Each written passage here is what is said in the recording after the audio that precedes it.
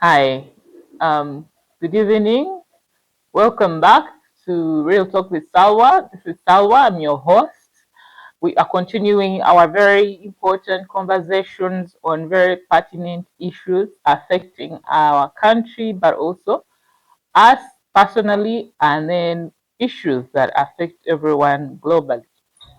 So, this is Real Talk with Salwa. It is your space, it is a space to come to when you want to discuss, learn, and unlearn things that you thought you knew but don't. But also, if you want to just basically open your mind to thinking differently, that is our key goal. Think differently. Also, basically, share your ideas with us. I don't understand why some of you don't share your ideas with us, but you should probably share more of your ideas with us so that we can improve on our discussions, but also talk more about the things that you actually care about and want us to talk about. Anyway, we are still talking about pertinent issues and we cannot overlook the youth. We're going to keep having so many topics about the youth in Uganda because our country is a predominantly youth population, and therefore very many issues that affect our country affect the youth. So today, this is like an episode where I want to speak for the youth because I'm a youth myself. I want to speak for the youth and I want to see for the youth what can the government do to support us? What can government do to support the youth in Uganda? But I'm going to exclude myself because I want us to focus more on the youth that are between like 20 and 30 or and 32 because that is like the most productive age for the youth. So basically, age group for the most product that's the most productive age group for youth between 22 and 32, those 10 years in between. Anyway, what can government do to support the youth? I have a few ideas, but we can build on to these.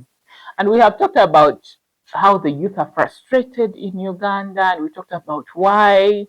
So now let us see what can government do to ensure that the youth are not frustrated anymore and that it is supporting them to feel better and be more productive and also more comfortable in their country. One, I do believe that it is very important for the government to create jobs for youth. We have this whole thing where everyone, thinks everyone should be an entrepreneur or start their own business or go into self-employment. But also self-employment is not for everyone. Not everyone is built for entrepreneurship. Not everyone is built to be a business owner. No, it's not for everyone. Some people are built to be working somewhere from 9 to 5 and going back home. Therefore, the government should create jobs for youth. Government of Uganda used to advertise for jobs. I was talking about this yesterday.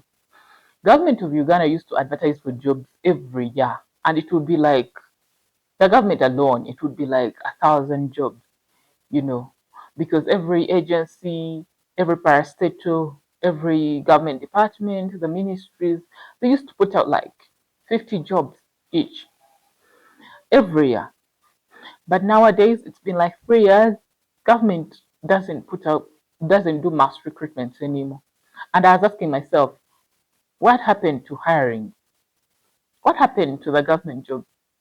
Because allegedly our economy is growing. With the economy growing, you would expect there is more, with development should come more job opportunities as well, because then you're looking for people to drive that development even further. But nothing. Government doesn't advertise for jobs anymore. Parliament used to advertise for jobs every year. Parliament has not advertised for jobs in years. Who are the people who are taking up these jobs? Are people now walking in and saying, you sit there and start doing the job? How are people getting on the government payroll these days? I want to know what happened to the government job? Because government, you're supposed to be a big, creator of jobs. The government programs, government projects, all of them should come with jobs, even temporary jobs where you're hiring people on a temporary basis to do some to work on a project and then leave. It is also good, but we don't see anything. But we see projects. You see government projects, and you wonder who are the people running these projects? When did they get hired? How did they get hired? So, government, please create jobs. It's not enough for us to have youth programs. That's not enough. What the youth need is work, to graduate and actually get work. That's one. Two, make government procurement work for young people, for the youth. There should be certain government procurement that is tight marked for the youth. You see, when it comes to the PPDA and the way government procurement works, it's interesting. The requirements for you to get projects in government or contracts in government, some of them, they automatically close out the youth because they require so many things that the youth cannot fulfill. So many years of experience, so much, a certain amount of bid security, a certain amount of, or you must have this kind of experience. Now, our youth was just started, they are a small company. Some of them cannot fulfill these requirements. So the procurement process automatically is closing out the youth and giving all these government contracts and projects to the big companies or companies that are already established. And these companies, some of them don't even hire youth. They don't. So maybe make it a must. Like how we have local content. Let us also have maybe youth requirement, minimum youth requirement that for a company, for example, if a company gets a project, a government project or contract to build a road or construct a road somewhere, there should be a certain percentage of youth employed by that company. And not just the ones who are doing the low work, the ones who are in the big positions, in the engineers, the youth that are doing the actual management, because we have very many youth who have the skill set to actually do that. So we don't want to be seeing youth sweeping roads, seeing youth doing all the work that is just this guy's employment. We want to see youth actually doing work that is productive and that is going to help them to even grow better, start their own companies, and also get government projects on their own. So make procurement easy for youth. Government contracts should be reserved. A certain amount of government contracts should be reserved for youth or youth-owned businesses or businesses that employ a certain amount of youth, at least 50%. You know, maybe that will be something to help you. Another thing that government should stop doing is giving youth money. Giving youth money is not helping the youth. Giving youth money is not helping the youth in general. It is just helping a specific group of youth, the ones who get the money. But if the government wants to help the youth, it should help youth build businesses that are resilient and sustainable. How do you help the youth to build businesses that are resilient and sustainable? There should be a government department that is specifically geared towards allowing youth who have innovative businesses, who have innovative ideas to come, and then it helps them to set up, connects them to the right, people to help them to grow, maybe get funders, maybe get partners. There should be a government department specifically for that. I think that is really important. Without connections, we should move away from requiring everyone to have connections to get things done. It is 2026. We feel like that is no longer necessary. It is something that is pushing back some people while pulling a few people up. We should stop this whole thing of you must know someone to get help, to even get someone to sit down with and talk about something. That needs to end. It's not helping our youth. So we should move away from giving people money without even like telling them what to do with the money, just handing people money, large sums of money. It doesn't help anyone. Actually, Let people come with their business ideas, fund the business idea itself, help the person to find the right partners, support them in terms of training and skilling, market access, mentorship, connect with the right partnerships to ensure that this business can actually grow and be sustainable on its own, and also employ the other youth. So that is something that the government should seriously consider. I would think the government should have a department specifically for that, where any youth can work in with their very brilliant ideas. I think very many Ugandan youth are very smart and brilliant, and they have very good ideas. But for you to get support, you must know people. You must even to get to speak to the right person. It's very difficult, and that is not okay. So we should stop the habit of giving out money and start supporting people in a manner that is sustainable, the youth especially. Okay. So another thing is financing, to make financing actually accessible for the youth. In addition to what I just said, the government should find ways of putting together funds that are easily accessible for the youth, either through financial institutions or even government itself directly, and money that can actually help the youth to support their businesses. When I say financing, I don't mean just getting money for free. I mean actual financing for business support, actual financing to enable people to set up businesses, but also to run their businesses. So especially youth who are innovative, you know, make financing more accessible, even through banks. Banks should be able to support innovative ideas for youth, give them the financing they need to grow, and also ensure they get the financial support and financial literacy that they need to make that money even make more money for them. Okay, market access. We have a problem with market access in Uganda. When you look at Ugandans, a lot of Ugandans have skill sets, services, goods that they do. They have basically they have skill sets that have enabled them to come up with very good services, very good, things that they do that they can export outside of Uganda. But many youth are not able to. We have youth who are in fashion. I see a lot of youth who do very good. They have come up with very good ideas in fashion, making shoes, making bags, making clothes here in Uganda. Very good. But there is no market access. It's very difficult for them to export and sell outside of Uganda. And yet you can see that there is a bigger market outside of Uganda. But the world has become one global economy. So we no longer look at everything being limited to our jurisdiction. We always have to consider other jurisdictions. We have to consider other countries. And that is why Nigerians beat us. If you see Nigerian fashion designers, when you see Americans going for prom, many of them are wearing clothes that are from Nigerian fashion designers. But it's because of their very good market access opportunities and marketing opportunities. They have marketed themselves as the fashionistas of this world, the people who are very good at fashion. And the Americans and the West is buying into it. Why isn't that the case for Ugandans as well? Because we have very good fashion designers here in Uganda who are youth, very young people, very young gentlemen and women. Very good.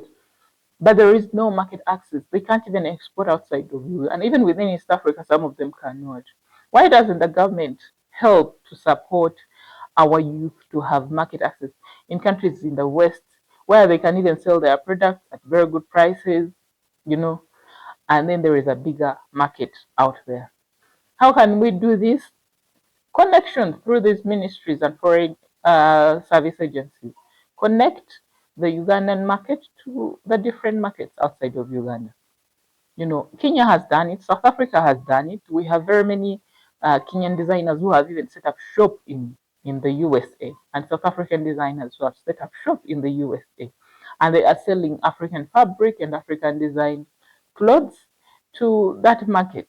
Why don't we have a Ugandan something similar to that for Ugandans who are in fashion and that industry? And it's not even just fashion. There are so many services that Ugandans can actually sell outside of Uganda. makeup, nails, and things like that outside of Uganda. It doesn't even have to be the West. It could be the Gulf countries, the Arab countries, the UAE, you know, and they make crazy money there. There is a gentleman who does my nails, and he was saying that he has a friend who went to Dubai and to do nails, and he charges about what $100 to $200, per set. And this gentleman is doing the nails here for what 40K, 50K.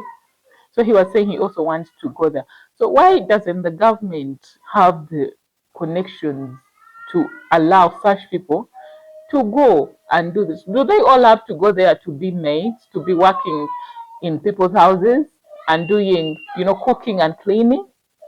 Can the government ensure that people who move to those countries are actually going there to start up their own businesses? Why doesn't our Ministry of Foreign Affairs partner with our Ministry of Gender and Social Development and Labor, and also Ministry of Trade, basically come together, talk to the UAE embassy here, and then find ways of exporting our youth who are very innovative and creative to go there and start their own businesses? Do they have to all go there to work in people's houses? So market access is very key, and our government should be open to people going out there and seeking opportunities, because our country is very small. The everything is for, it is for fighting for, and it has all these things of you must have connections, you must have referrals, you must know people. So that is very limiting. Not everyone has that. So allow our youth to go out, have processes and procedures and programs in place that allow our youth. I should be able to go to a certain place and say, I'm very good at this, can you support me to set up in this country? Because at the end of the day, that money is going to be repatriated back here in Uganda. So it is money that is going to come back to our economy and help us to grow. So government, please think about that. That is also another thing to do. Another thing to do is to invest very seriously in the digital economy. Allow youth to be able to utilize the digital economy to grow and to, advance themselves and their livelihoods. I think we are underutilizing the internet and we are misusing it so much here in Uganda. I was talking about this yesterday and I was saying, why is it that the government will come out to support people who are doing nothing on the internet and not supporting the people who are actually using the internet by promoting their businesses, trying to grow their businesses? The government will support the people who are gossiping, who are talking about nothing of value on the internet, but not the ones who are actually using the internet to promote their businesses, the small businesses that are trying to grow on the internet. It doesn't make sense. Support the ones who are using the internet for the right things, the ones who are trying to have a market, online.